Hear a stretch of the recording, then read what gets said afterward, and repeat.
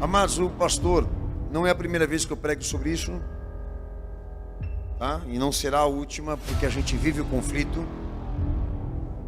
E quero falar algumas coisas antes aqui, daquilo que o Senhor me pediu para tratar, que acho importante que toda igreja entenda o meu posicionamento aqui nessa noite e entregar o recado da parte de Cristo, tá? Da parte de Cristo, porque é a palavra dele, tá? São as condições que ele nos deu e a gente realmente tem que obedecer. Mas Paulo aqui, no texto que eu li com os amados irmãos, eu não digo que ele é a favor, eu digo que ele está ciente de que as coisas funcionam assim. Deus, ele tem um sistema de ser Deus e de manifestar a sua divindade. E ele defende naquilo que eu acabei de ler com você aqui, que tanto o ato da salvação, de como salvar um homem, uma sociedade, a humanidade, como conhecimento religioso e teológico, do que pensar sobre fé, existência divina ou coisa parecida, que isso parta de uma iniciativa de Deus e não dos homens dizer isso, tá?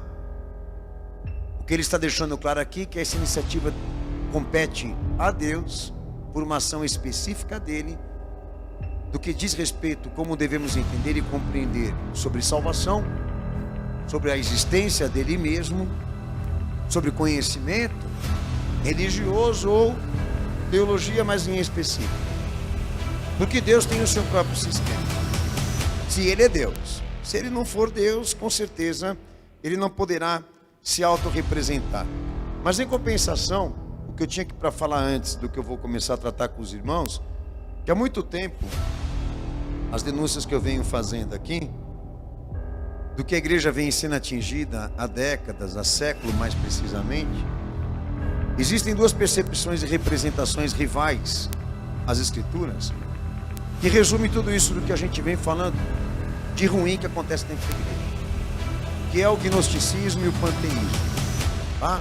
Aqueles que gostam de pesquisar e se aprofundar, por mais diverso que seja, essas correntes e representações, tá? Idealistas, essas duas colunas aqui de perversidade representam toda essa pesquisa. Por muito tempo a igreja foi atingida por isso, né? Pela emancipação humana e por esse esoterismo, né? Israel também foi contaminado no início e posteriormente a igreja também foi. Eu não vou tratar disso. Os canais que trouxeram isso para Israel e para a igreja cristã, que nada mais se trata de governos de educação religiosa. Mas em compensação, eu queria mais específico aqui falar do que na verdade é tocante no que eu vou pregar. A teologia idealista. Idealista no sentido de que alguns acreditam, acham que podem opinar quando o assunto é Deus. Eu acho estranho você acreditar que isso seja possível, que tudo aquilo que Deus represente e ser esteja condicionado ao teu eu. E eu vou falar uma das coisas que realmente vem me incomodando há muito tempo. Isso é muito perceptível no exercício da igreja atual.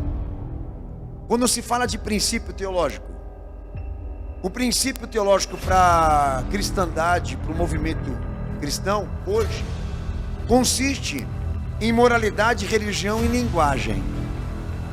Consiste em valores. O princípio para eles é construído na teologia por valores essenciais. Caramba, uma coisa tão simples de se entender pela Bíblia Sagrada, de que jamais o princípio na teologia poderia se escrever com valores morais, éticos, ou até mesmo linguagem, ou até mesmo estética religiosa. O princípio na teologia, irmãos, é quando Deus abre a boca para falar. Todos os nossos problemas estão resolvidos. Se isso aconteceu, todos os nossos problemas estão resolvidos. Digo, nossas inquietações, as nossas indagações, porque o princípio é isso, ele tem que chegar e falar. E até mesmo aqui dentro da nossa igreja, eu tenho visto uma expressão de confissão muito repetida. Eu não creio na doutrina, eu rejeito a doutrina, eu não consigo me Eu não consigo aceitar e me conformar com isso. Então essa pregação hoje aqui, de certa forma, vai amparar você no seguinte aspecto: você tem opção? Quando você diz que você tem dificuldade de atingir essa fé concreta e absoluta de quando Deus ele se prontifica em se manifestar, eu pergunto uma coisa para você: se você não for aceitar o que ele disse dele mesmo, você vai ter uma outra opção? Ou diríamos, ele vai te dar uma outra opção? Senhores, uma guerra contra Deus não tem trégua. Entendeu? Não há competição entre ele e nós. O que eu quero dizer é o seguinte: Deus não vai dar a nenhum de nós, a homem nenhum, glória, sequer tempo, caso ele tenha essa iniciativa de uma batalha contra ele teológica. O fato é que nós viemos para essa igreja hoje aqui entendendo o seguinte: bom, se o princípio é quando Deus se revela e não são valores e religião, então nós temos que entender isso aqui, como funciona. Mas quando a gente fala da teologia bíblica e da autorrevelação de Deus, irmãos, nós também falamos de uma ciência, de um sistema. Eu disse, Deus tem o seu sistema, ele tem a sua própria ciência, mas não a ciência humana, que já é um outro lado disso que eu estou falando. Por quê? É o primeiro aspecto daquilo que o pastor eu vou tratar hoje aqui. Porque a ciência que parte da razão, a emancipação racional, a teologia racional, por isso idealista, tá? A Bíblia Sagrada, ela condena veemente qualquer conteúdo que venha de um concurso, que venha de uma ideia, de que venha de um pensamento humano.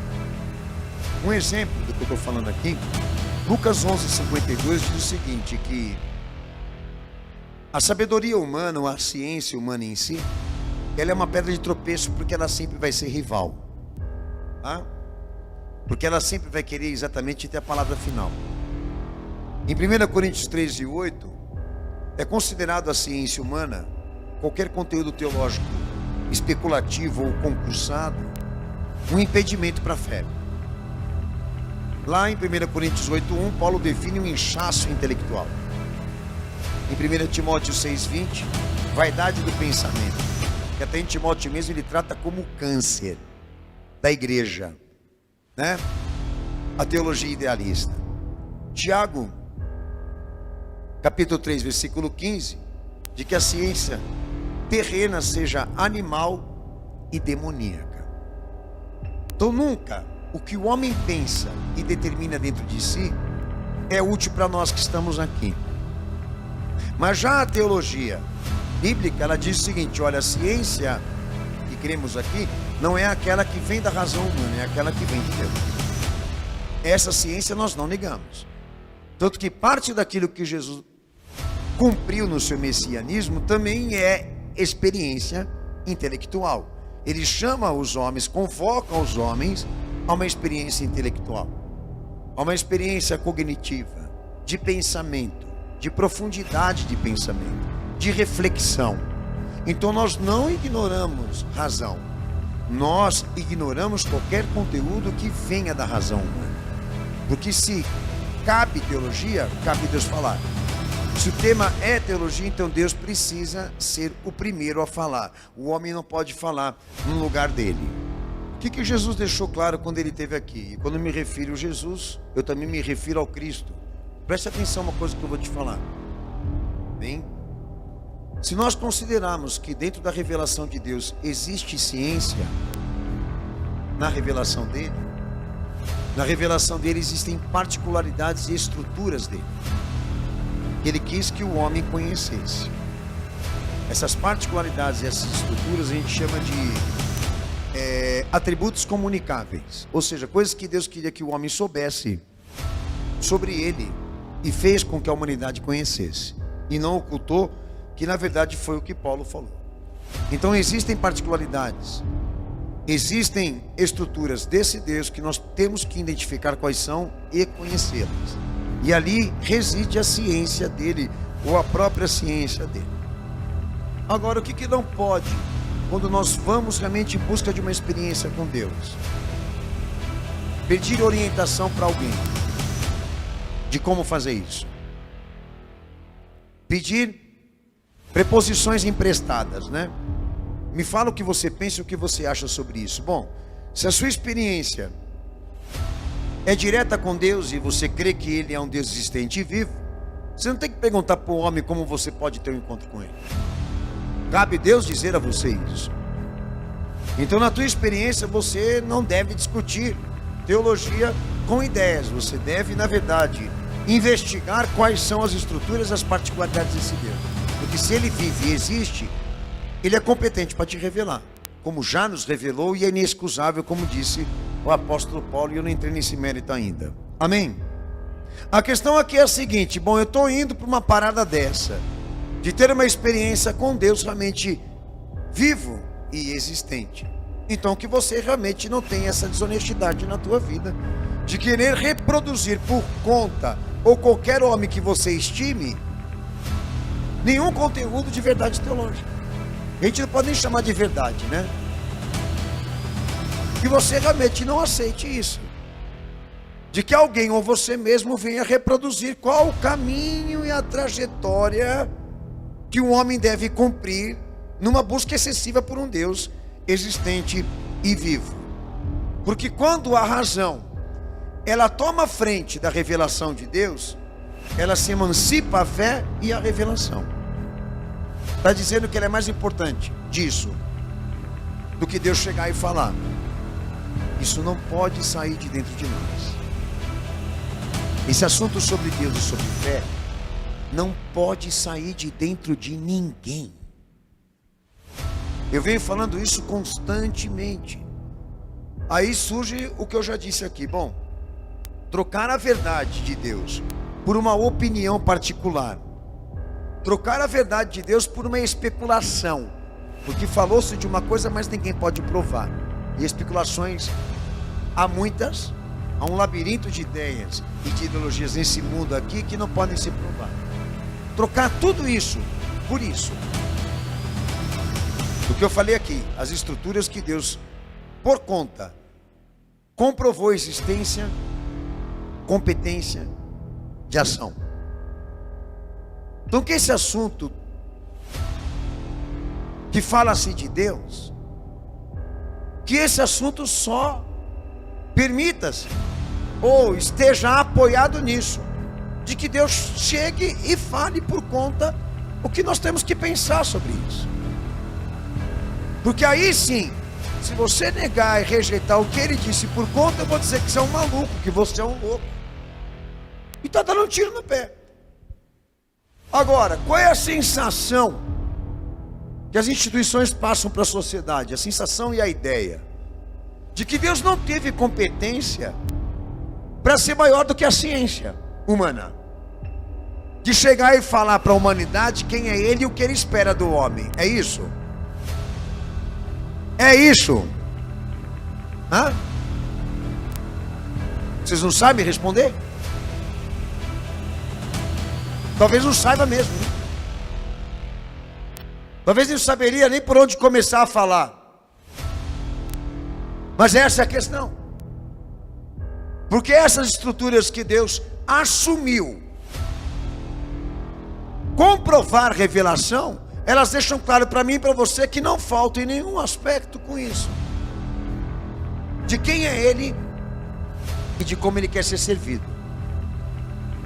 E detalhe que eu venho falando constantemente aqui, e assume uma posição de mérito e de honra, o que Ele disse e o que Ele fez, acima de qualquer obra humana que já passou por essa terra, por essa vida ou por essa história,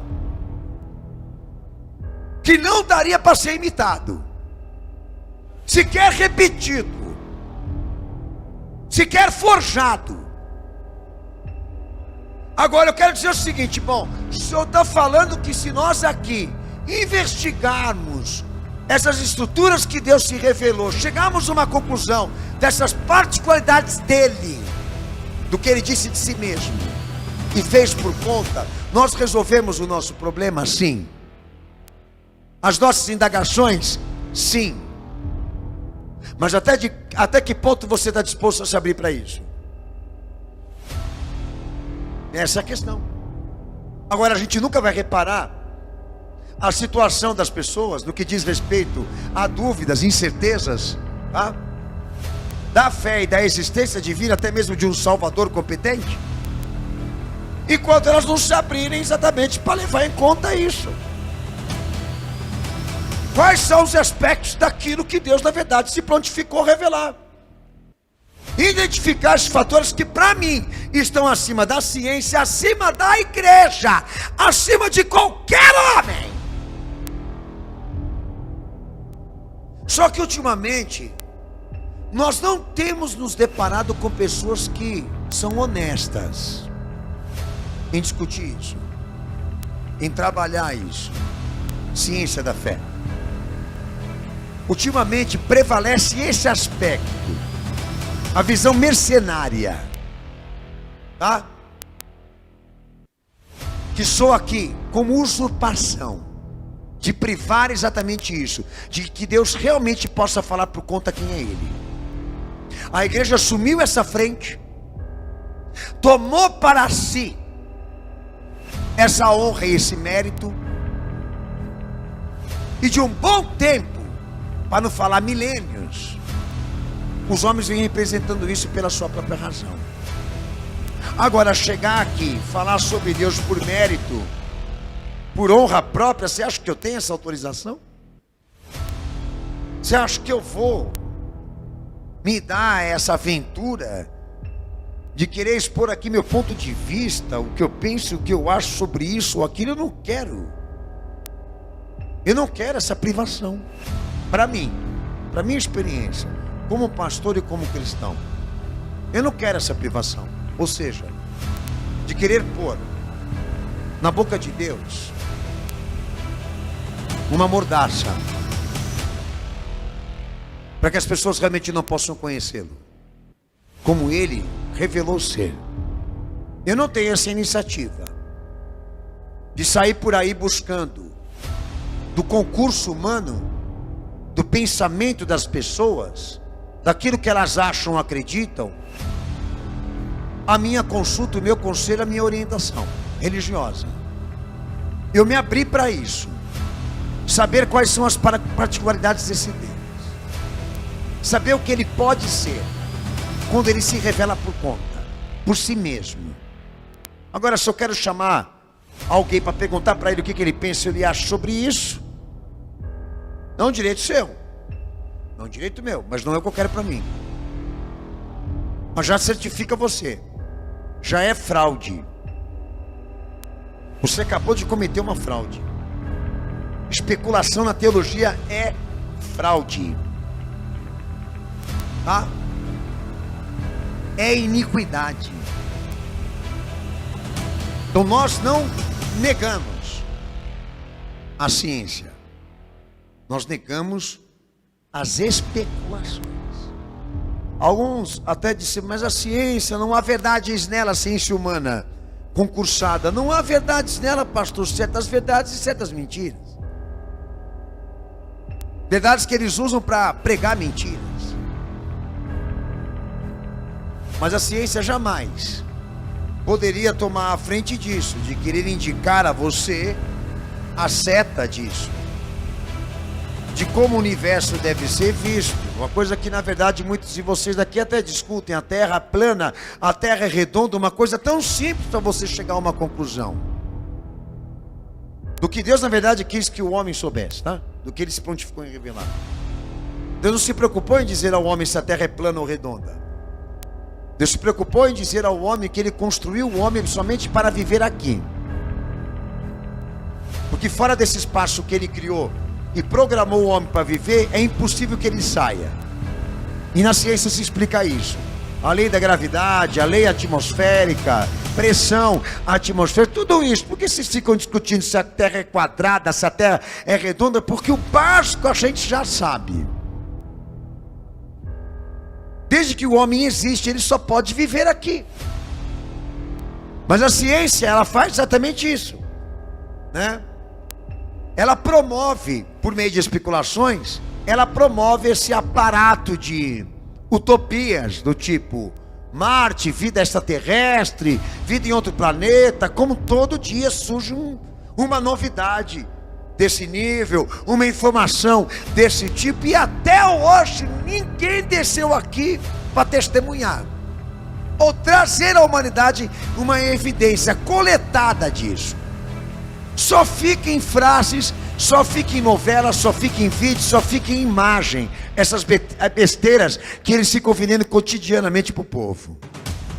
Mas o que funciona para nós? Vida orgânica, vida humana, vida terrena, vida planetária. A cosmovisão diz, ou seja, aquilo que Deus prontificou em criar, subsiste, existe, funciona, e nós estamos dentro desse plano. Então, eu não nego a ciência, eu nego as especulações, eu nego a arbitrariedade, eu nego o racionalismo, tá? Eu nego essa psicologia religiosa, eu nego esse orgulho intelectual que afetou a igreja, que contaminou a igreja, e hoje ela está aos delírios, porque comete tantas coisas erradas contra a palavra de Deus, que até a sociedade se escandaliza com ela.